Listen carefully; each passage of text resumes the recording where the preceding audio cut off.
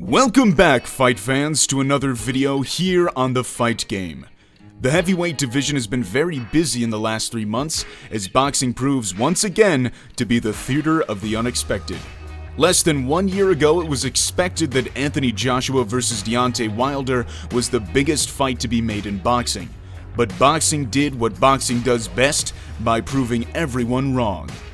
Less than 3 months ago, the 3 heavyweight belts that Joshua once held had fallen into the hands of Andy Ruiz, and the remaining 1 belt was in the destructive hands of Deontay Wilder. Fast forward 3 months and here we are, with all 4 belts in UK territory. Talk of what the undisputed fight in boxing was going to be has long been ever-changing, but now as the dust settles, perhaps the 2 primary paths seem very much clear. The 2 paths of IBF, WBO, WBA champion Anthony Joshua and the lineal ring and WBC champion Tyson Fury. We will do everything that it takes to make this fight. When are we ever going to get the chance of 2 British world heavyweight champions fighting for the undisputed title against each other? It's never happened before. It will never happen again. Perhaps this is now the biggest fight in boxing, and in my opinion, it is the biggest fight the UK has ever seen. Wilder vs. Joshua has lost its appeal. What's taken its place is a much more epically contrasting contest of 2 of the most high-performance heavyweight champions in recent history. In both their last fights, Joshua proved he could act the role of the boxer, and Fury proved he could act the role of the puncher. Ladies and gentlemen, that was an ass kicking. It was bad. It was bad. This is not the contest of a boxer and a puncher. This is the contest of 2 men who can fight in more ways than one. What can I say? The contest last Saturday was simply spectacular. Fury became only the 4th ever heavyweight champion in history to hold a win over every opponent he's faced. His counterparts are Lennox Lewis, Anthony Joshua, and Rocky Marciano. That's without mentioning he also became only the 2nd person in history to win the Ring Magazine belt twice. His counterpart to that record is Muhammad Ali. He picked the right set to come out in, sitting on that throne. He's the king, baby. He's on the throne, baby. The fight was broadcasted by a joint ESPN Fox Sports pay-per-view in the States and by BT Sports box office in the UK and Ireland. Promotion was as hype as you could get. Betting odds were practically even, the arena was packed to the brim, and the fight could not have ended in a better fashion for the sport of boxing. Fury, after several knockdowns, secured a TKO victory in the 7th round to become the only man to defeat the baddest man on the planet. If a 3rd fight is to come to fruition, I'll make a detailed analysis of this showdown. But as of right now, Tyson Fury is the WBC heavyweight champion of the world. So that does bring us to the question, what on earth is next? You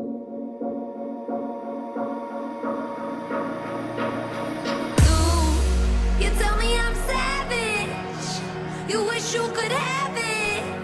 I'm a little bit dangerous. While Fury will go home to his family and rest, the speculation and hype surrounding both these fighters will continue 24/7. For Fury and Wilder, the next steps are not at liberty, for they are contractual. In the contract signed by both fighters, it states that Deontay Wilder has 30 days post-fight to exercise an immediate rematch clause, which would make the trilogy a reality. But many fans, including I, have doubted how willing Wilder would be to enter the ring for a 3rd time with Fury, considering the manner of which he lost it in. It was not a close fight, it was an all-out annihilation. The coming weeks will be very telling on whether we're going to see Fury vs. Wilder 3 or Fury vs. Joshua 1.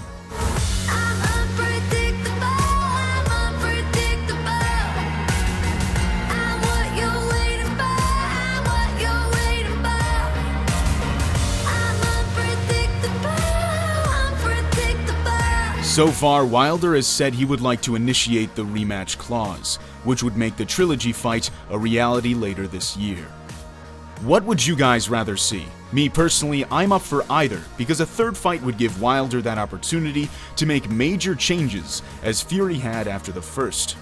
It's important not to discredit Wilder as a fighter because of this one fight. Wilder showed incredible heart, as he said he was willing to go out on his shield.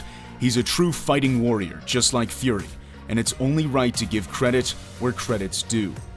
I know when two boxers face one another, their fan bases often do too, but it's important to remember that after the fight, those two fan bases simply become one, because at the end of the day, we only want to see great fights. So what if Wilder has a loss on his record now? Joshua does too. It doesn't make them any less of a fighter. Boxing needs to be more about the best fighting the best.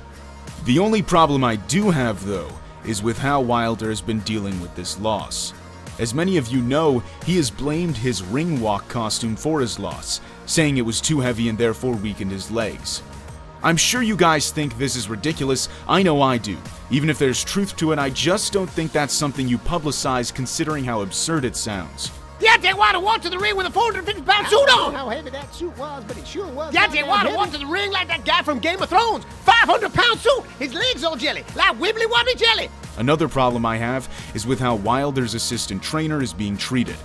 Assistant trainer Mark Breland threw in the towel to stop the fight, despite Wilder's head coach and Wilder himself advising against it to ever happen. I think Mark should be commended for his decision to throw in the towel. There was only one way that fight was going, and if it had continued, injuries may have been fatal. Mark's decision to throw in the towel was absolutely and totally correct. He was a punch away from being hurt bad. Yes. And listen, you want to go a little further, you want to run it through, you want to let it run, he's going to be on the floor, I believe. He's going to be on the floor, and who knows what happens. This is, of course, a stark difference to how Anthony Joshua reacted to his first loss.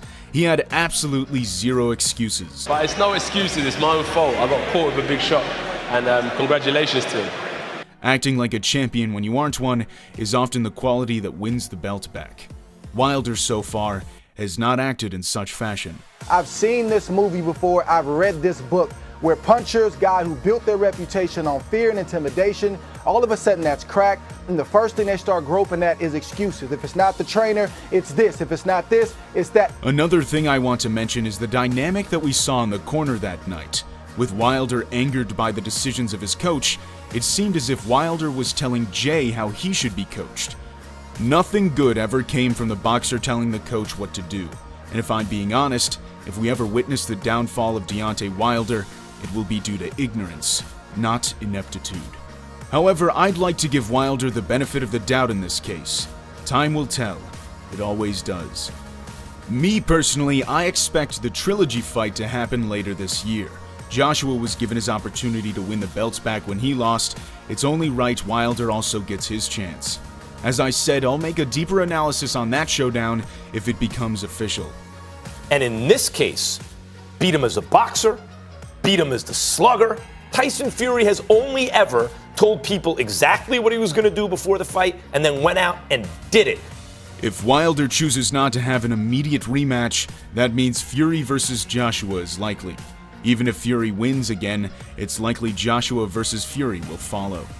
I think it's quite hard to pick anyone in the world to beat Fury after his performance in that rematch. I'd honestly go as far to say that Fury's win was the best performance from a British fighter in the history of heavyweight boxing. The concept of a Fury-Joshua showdown at Wembley Stadium with 100,000 people is incredible. The fight was a tremendous success for boxing, both commercially and artistically, and the future of boxing has never looked brighter. Fury did exactly what he said he would do. Many laughed at his proclamations, but Fury is having the last laugh.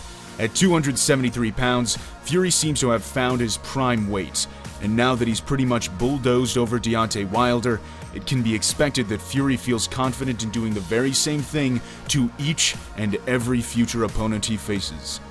The idea that both Fury and Joshua can box and punch makes that matchup the most versatile of them all. Fury's win over Wilder fulfilled a prophecy he brought about many years prior. This saga of heavyweight boxing is simply just unfolding, and we're yet to see the very best from this era. What do you guys want to see next? Would you prefer Fury-Joshua or Fury-Wilder 3? And what did you think of the rematch? Did it live up to the hype? Were you surprised at how well Fury boxed? Who do you think would win in a Fury-Joshua showdown? Does Wilder have a chance to win in a third fight? Let us know in the comments section below. Thanks for watching. If you enjoyed this video, consider giving it a like as it helps us grow the channel. We'll see you in the next video here on The Fight Game.